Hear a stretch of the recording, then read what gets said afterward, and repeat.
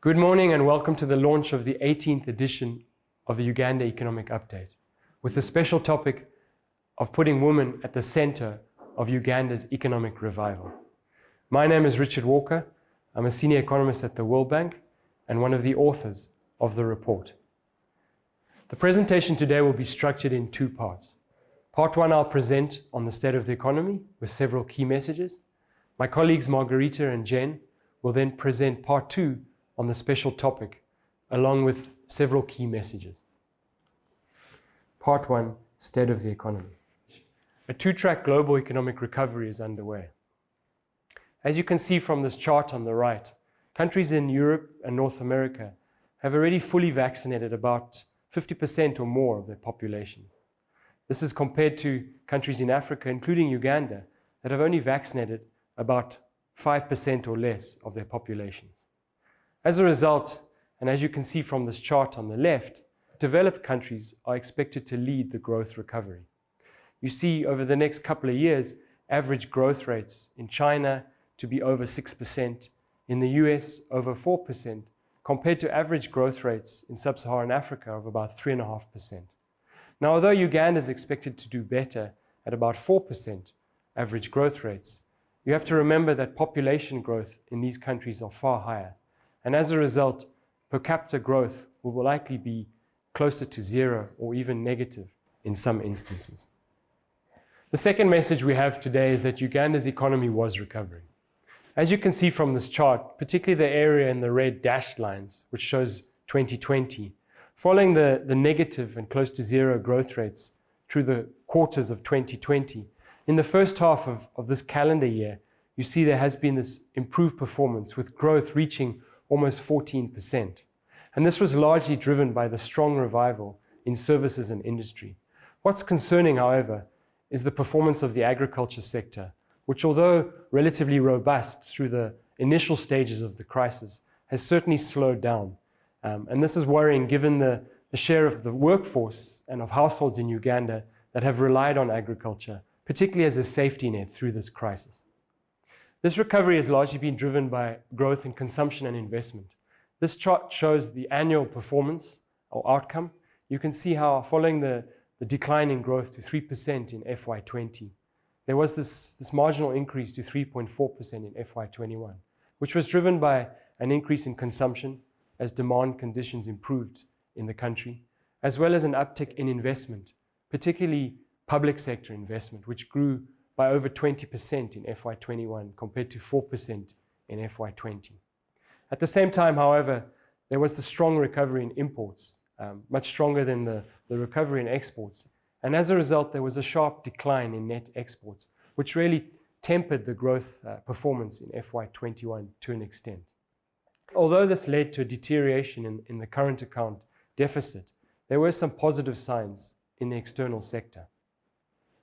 So as shown by this chart on the right, you can see firstly the blue line, the recovery in travel inflows compared to the sharp decline in FY20, the stabilization and slight recovery in remittances, the continued strong performance in gold exports, and the sustained strong performance of coffee exports throughout the crisis. Now, this is all before the second COVID wave. As you can see from this chart, which gives a sense of business conditions measured by the Purchasing Managers' Index, conditions really deteriorated significantly during the two lockdowns. So you can see the sharp decline in the middle of 2020 and another sharp decline in the middle of 2021 during the lockdown period. And as a result of this, growth in the early part of fiscal year 2022 has slowed down.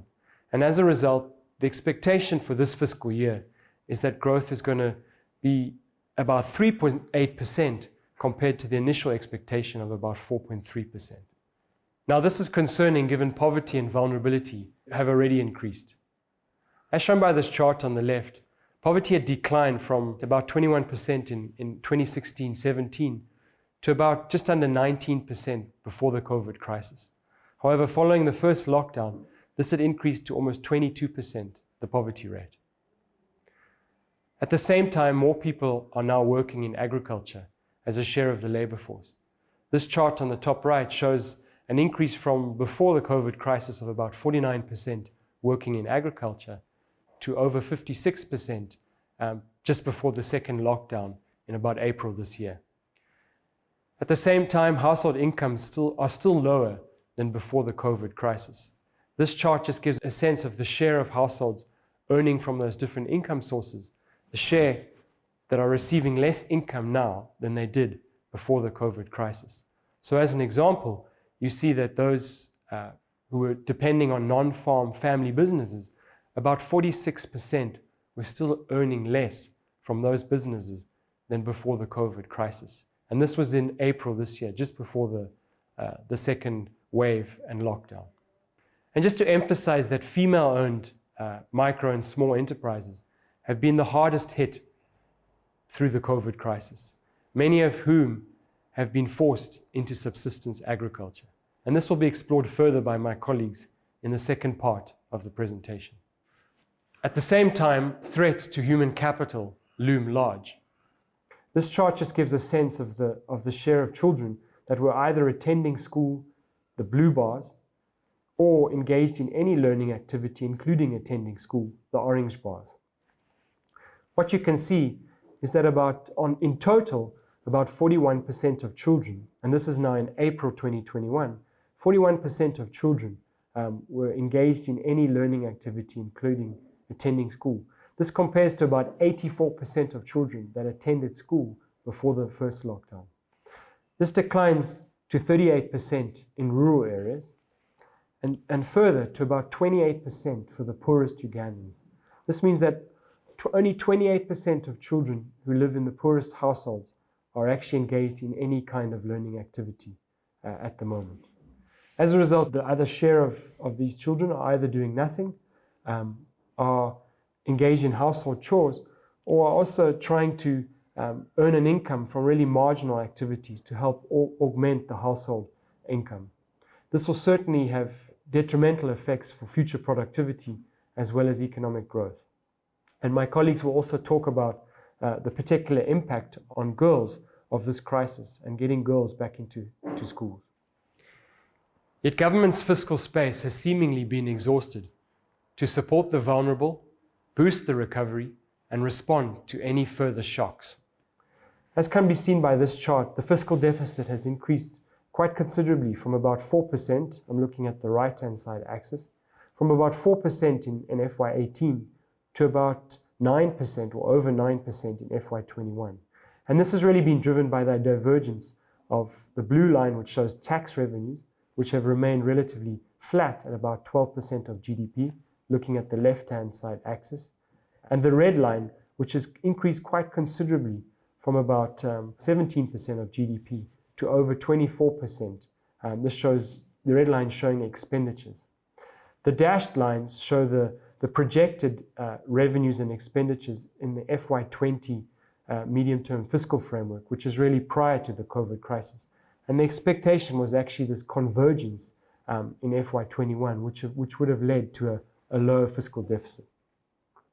Now, given this expansion in the fiscal deficit, there has been this surge in public debt from about 27% in FY15 to almost 50% in FY21. At the same time, there are now heightened liquidity pressures, and this is due to the increased reliance on non-concessional external financing, as well as increased domestic borrowing, which has led to an increase in the ratio of interest to revenue from about 11% to about 20%, to such an extent that interest spending exceeded government spending on both education and health in FY21. Looking forward, better borrowing decisions will need to be made, including greater use of concessional debt and better matching of projects to appropriate financing. But if well implemented, there are policies to turn this around. Firstly, there are several public financial management reforms ongoing. There's a new domestic revenue mobilization strategy. There are also several initiatives to improve debt management, debt transparency, to ensure appropriate financing sources are used to fund projects. And there are a raft of measures to ensure that government spending is improved and more effective and more efficient, that procurement is undertaken in a more transparent and competitive way, and the environment is protected through Uganda's development process. So that resources are sourced, collected, allocated, and spent effectively, and key priorities and programs delivered successfully, and ultimately to ensure fiscal sustainability. Looking forward, an uncertain stop-start recovery is expected. This table just gives a baseline scenario. So what you see is real GDP growth increasing from about 3.4% in FY21 to between 5 to 6% in FY23. You see inflation slowly picking up from about 2.5%, moving closer towards the inflation target of about 5%. We expect a recovery in foreign direct investment as activity picks up in the oil sector. The fiscal deficit is expected to drop quite sharply to about 4% of GDP in FY23 as government executes its fiscal consolidation agenda. And as a result, the rise in public debt is expected to be more modest. However, even though we have this baseline scenario, we still expect real GDP per capita to be below target, below the NDP3 target over the course of the next few years. And as a result, this will mean it will take longer for Uganda to now reach lower middle income status. At the same time, there are several risks to this scenario. Firstly, the evolution of the pandemic in Uganda and globally, the reliance on a very slow and uncertain vaccination program. There's also always the continued threat from weather shocks to Uganda and what this does to the farming sector, to exports, to overall economic growth. There are concerns that revenues will remain low. There will be these spending pressures and that Uganda's debt profile may deteriorate. And as a result, there'll be uncertainty around macroeconomic stability. There's also uncertainty regarding global and regional factors.